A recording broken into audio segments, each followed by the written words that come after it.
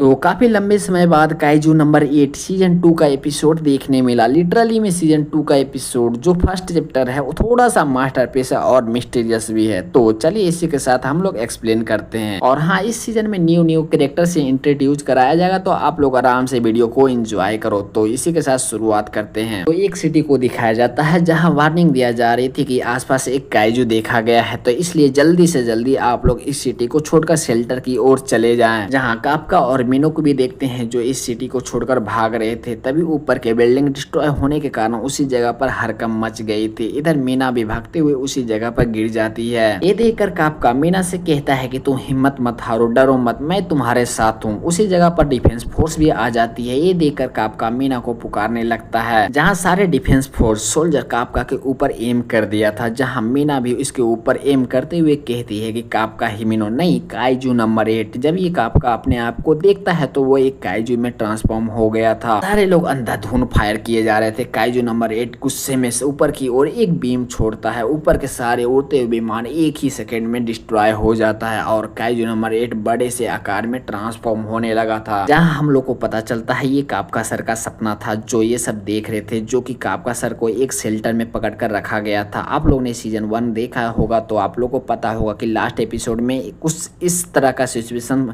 सामने आ गया था और इन्हें इस जगह पर रखा गया था कि अपने आप को प्रूव कर सके। अब मीना को देखते हैं जो आसपास की नज़ारा देख रही थी। जो सीजन 1 में काइजू नंबर 8 ने सारे मेंबर को बचाने के लिए अपनी सच्चाई लोगों के सामने रिवील कर दी थी। उन लोगों को बचाने के लिए उस जगह पर बहुत ज्यादा ही तबाही मच गई थी। तभी उसे महसूस होता है कि पीछे कोई आया है। जहाँ हुसीना होता है, जो हुसीना मीना से कहता है कि 5 दिन जो पहले फैसला हुआ था काफका को कहीं कैद में रखा गया है, पर उस पर अभी कोई भी एक्शन नहीं लिया गया, तय नहीं किया गया। और आसपास के नज़ारे को देखकर कहता है ये सब मरम्मत करने में बहुत ज्यादा समय लगेगा। और हसीना काफका को अपने मन में बोलता है कि इसने काफी तबाही मचाई है। उसी समय मीना कहती है ये सब न्यू यूनिट में पहुंच गए। इस पर हसीना कहता है कि हाँ, उन लोगों को पहुंचने की खबर आती ही होगी। फिर रेनो और फारूहासी को देखते हैं जो फर्स्ट डिवीजन में यूनिट में ज्वाइन करने से पहले कुछ मस्ती करने के बारे में सोचते हैं। जहाँ मस्ती करते हुए फारूहासी कहता है अभी तक अंकल ने मैसेज का जवाब नहीं दिया। अंकल मतलब काफका सर को ही बोलता है ये बंदा। वो कहता है कि उनका क्या होगा। वैसे मैं इतना जान चुका हूँ कि वो कभी नॉर्मल डिफेंस ऑफिसर नहीं बन पाएंगे। इस बात पर रेनो हंसते हुए कहता है कि काफका सर जब फर्स्ट टाइम काइजू बने थे उनका यही सवाल था कि अब मेरा कैरियर का क्या होगा, क्या काइजू बनने के बाद फोर्स ज्वाइन कर पाऊंगा या नहीं। फारूक हंसते हुए कहता है कि सच में अंकल बहुत ही जिद्दी है, मैं होता तो साल भर इस सदमे से बाहर नहीं निकल पाता। इस पर रेनो कहता है कि काफका सर कहते हैं कि मैं अपनी जान दे दूंगा पर अपने सपनों को कभी नहीं छोड़ूंगा। उसके बाद JAKDF कंपनी को देखते हैं जहाँ किकोरू फर्स्ट डिवीजन को ज्वाइन करने आई थी, काइजू यानी कि काफका सर को प्रोटेक्ट कर सके स्ट्रॉन्ग बनकर। जब फर्स्ट डिवीजन के कैप्टन गेन नारुमी से मिलती है तो उसके सपने पर पानी फिरने का एहसास होने लगता है। जहाँ जेन नारुमी अपने रूम में बच्चों की तरह गेम में लगा था और सारे रूम हम लोग की तरह कचरा लगाया था, जिसे देखकर किकोरू इस बंदे को कैप्टन मानने से मना कर देता है अपने मन में। पर नारुमी सीरियस होते हुए से कहता है कि क्या तुम ही हो डायरेक्टर शिनोमिया की जवाद बेटी। ये सुनकर उसे रिस्पेक्ट देने लगती है पर यहाँ पर उसे रोक देता है और कहता है कि इस डिवीजन में एक ही चीज की उम्मीद है। तभी कोई एरिया में काइजू का अटैक हुआ था। ये देखकर नारुमी कहता है कि अब तुम्हें समझ में आएगा मैं क्या हूँ, और उसका जवाब इस फाइट में मिल ही जाएगा। जहाँ समुद्र में एक बड़े से काइजू को देखते हैं जो सिटी की तरफ ही बढ़ रही थी। जहाँ सारे सिटीजन को वार्निंग दे दिया जाता है और सारे मिलिट्री तोप मिसाइल से उस काइजू पर अटैक हो रही थी, पर ये सब वेपन से उस काइजू पर कोई भी फर्क नहीं पड़ रहा था। इधर कैप्टन नारुमी को देखते हैं जो अपने मेंबर को इंट्रोड्यूस देते हुए कहता है कि इस काइजू को घाट के पास ही रोकने की कोशिश करोगे। ये ऑर्डर लेकर उस काइजू को उसी घाट की तरफ रोकने में कामयाब हो जाते हैं। ये देखकर किकोरू हैरान थी कि उन लोगों ने मिलकर काइजू को उसी घाट पर रोक दिया। जहां सारे मेंबर अपने कॉम्बैट पावर 40% यूज करे। नारुमी को रिपोर्ट मिलते ही उस जगह से जाने लगता है और किकोरू से कहता है इज्जत हो या साफ सफाई, गेमिंग करो या फिर पढ़ाई, मुझे ये सबसे घंटा फर्क नहीं पड़ता, मुझे एक ही चीज चाहिए। ये कहकर उस प्लेन से जंप कर देता है और जाते हुए अपने वेपन को रेडी करके उस काइजू के अंदर डालकर फायर कर देता है, जिस वजह से वो काइजू गुब्बारे की तरह फट जाता है। नारुमी उसके बॉडी पर बैठकर कहता है मुझे जो चीज चाहिए पूरे काबिलियत से काम करने वाले लोग, जी हुजूरी करने वाले लोगों की कोई जरूरत नहीं है। ये सुनकर किकोरू एक्साइटेड में कहती है अब तो और भी मजा आएगा। कुछ समय बाद नारुमी को देखते हैं जो न्यूज आर्टिकल में अपना नाम ना पाकर पागलों की तरह करने लगा था और कहता है क्या ये मीना न्यूज वालों को पैसे देती देती है उस काइजू को मैंने मारा